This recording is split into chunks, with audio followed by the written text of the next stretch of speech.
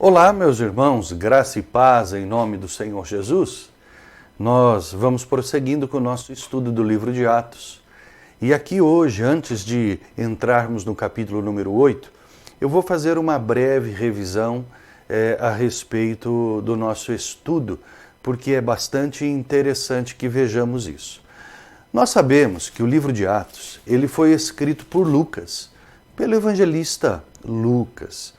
Lucas, que era um médico, que escreveu esta obra como se fosse uma obra de 2 volumes, o Evangelho de Lucas e agora o livro de Atos, o qual aqui começa dizendo que ele escreveu para Teófilo com o intuito de relatar todas as coisas que Jesus começou a fazer e a ensinar até o dia em que, depois de haver dado mandamentos por intermédio do Espírito Santo aos apóstolos que escolhera, foi elevado às alturas. Ou seja, quando ele acaba o seu evangelho, que termina com a ascensão de Jesus, ele começa esse 2º volume aqui para relatar, todos os atos que acontecem, que vão estar mostrando esse início e a expansão da igreja. Nós vemos aqui no capítulo número 1, a escolha de Matias no lugar de Judas, que se transvia, e ele é escolhido por sortes. Nós vemos no capítulo 2 a descida do Espírito Santo sobre a igreja, e a igreja então ela começa a crescer, e é interessante que aqui há o relato falando que a igreja ela contava com a simpatia de todo o povo. O capítulo 3 continua ainda a igreja contando com a simpatia do povo, crescendo mais ainda, e já começam os sinais milagrosos, como por exemplo, Pedro curando aquele coxo, na porta do templo. Nós vamos ver no capítulo de número 4, aí vai começar então uma transição para o crescimento da igreja, mas os grandes problemas também. Nós vemos aqui no capítulo 4 os apóstolos sendo presos e dando testemunho perante os poderosos do Sinédrio. Mas o testemunho deles era muito mais poderoso, do que o próprio Sinédrio. Nós vemos aqui a igreja crescendo no poder do Espírito Santo, orando e se fortalecendo como uma comunidade cristã. O capítulo 5 começa a mostrar quem é quem na igreja.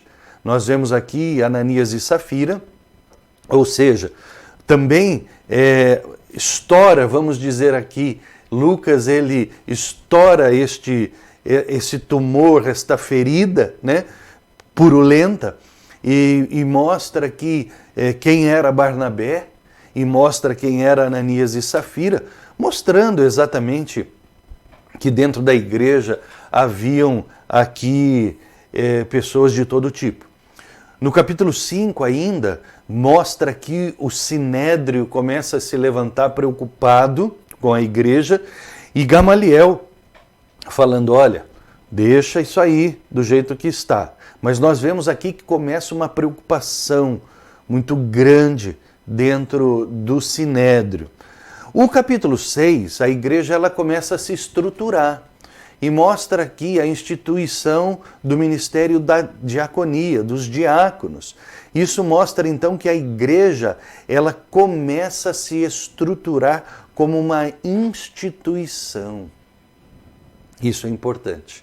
Nós começarmos a entender que a igreja ela vê e sente, a liderança sente que ela precisa se estruturar, e assim começa. O capítulo 7, ele é chamado aqui e conhecido como o Atos de Estevão. E nós vemos aqui então Estevão, ele traz um testemunho muito poderoso contra os líderes religiosos do Sinédrio, e a paz da igreja acaba. Aí então acaba a paz da igreja, e agora então a igreja vai começar a se expandir né? Como Jesus queria que ela fosse. Quando nós vemos lá em Mateus 28, né, 19 e 20, que quando todo mundo conhece essa passagem como o Ide do Senhor, ele fala Jerusalém, né, a Judéia, a Samaria e até os confins da terra. Jerusalém e a Judéia já haviam sido evangelizadas, né? E agora vai começar aqui, por causa da perseguição, o que acontece? Diz aqui no versículo número 1, que naquele dia levantou-se grande perseguição contra a igreja em Jerusalém, e todos, exceto os apóstolos, ou seja, só ficaram 12 em Jerusalém. O resto, todo mundo foi embora. E nós já sabíamos que a igreja aqui contava com milhares de pessoas. Todos, exceto os apóstolos, foram dispersos pelas regiões da Judéia e da Samaria. Começa o Ide. Jerusalém já foi e agora começa a Judéia e a Samaria. Se Atos 7 é Atos de Estevão, Atos 8 é Atos de Filipe. Vai aparecer aqui agora no capítulo 8 um personagem fantástico, Filipe, que era um dos diáconos, certo? Então, agora aqui nós vimos o versículo 8, né? Começa então o Ide, Jerusalém já foi, Judéia, e agora já também já estava indo, né? E a Samaria, né? E aqui continua no versículo 2. Alguns homens piedosos sepultam Estevão e fazem grande pranto sobre ele. Saulo, porém, aparece outro personagem aqui que era do Sinédrio, assolava a igreja, entrando pelas casas e arrastando homens e mulheres, encerrava-os no cárcere. Entre mentes, os que foram dispersos, eles iam por toda parte pregando a palavra. O Ide, ele acontece. Acontece por quê? Por causa da perseguição. Porque senão estavam todos acomodados em Jerusalém. Então, eles vão por toda parte pregando a palavra. Agora, Filipe, ele desce, né, a cidade de Samaria. Ele chega na Samaria, ele vai aos samaritanos, anunciando-lhes a Cristo. Olha aí que interessante, como a igreja agora ela começa a avançar e cumprir a palavra do Senhor Jesus. Filipe, então, aqui lembre-se que Atos 8 é Atos de Filipe, ele desce a Samaria, que era uma região montanhosa que ficava entre Jerusalém e a Galileia. Por isso que quando Jesus ele ia para Jerusalém ou para a Galileia, ele tinha que passar pela região dos samaritanos. Isso é interessante de entendermos. Os samaritanos, a gente sabe que era um povo odiado pelos judeus, né? Porque eles eram uma mistura do reino do norte, dos israelitas do reino do norte com os assírios. E quando eles voltam um povo misturado na cultura, na língua e na religião. Falando em religião, a religião dos samaritanos era muito parecida com o judaísmo, só que o nome dela é samaritanismo, até hoje, baseada no Pentateuco, né? Pentateuco, você sabe que são os 5 primeiros livros da Bíblia, Gênesis, Êxodo, Levítico, Números e Deuteronômio. Então, eles também eram baseados nos mesmos livros do judaísmo, na Torá, no Pentateuco, só que os samaritanos não tinham nem rabinos e nem o Talmud. O que era o Talmud? O Talmud era uma coletânea de textos considerados para os judeus sagrados também, né? Não as escrituras, mas eles eram textos, uma coletânea de textos, de livros, com discussões dos grandes rabinos que já haviam passado pela história e que nestas discussões rabínicas que se norteavam os ensinamentos do Pentateuco, do judaísmo.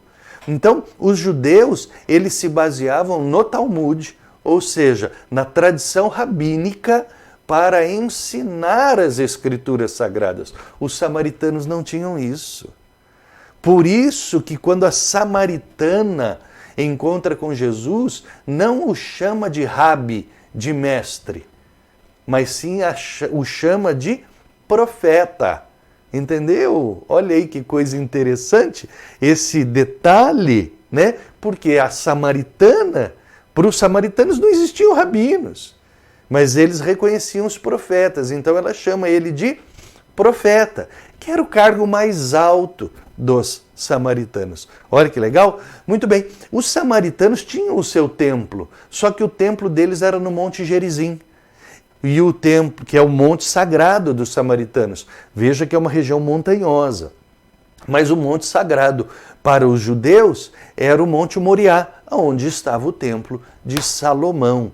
Muito bem, então nós chegamos aqui no capítulo 8, que é chamado de Atos de Filipe, né? E nós vamos ver agora, daqui para frente, a expansão da igreja, né? Mas nesse sentido de que a igreja agora era perseguida, mas já era uma igreja que ela já estava estruturada assim no sentido de se entender como fazer, que haveria necessidade de pregação, de evangelismo, né? De discipulado, né? De instituição de igreja organizada. E o apóstolo Paulo vai ter um papel importante neste sentido. Muito bem, eu espero que você tenha gostado. E amanhã nós voltamos para mais um estudo. Deus te abençoe.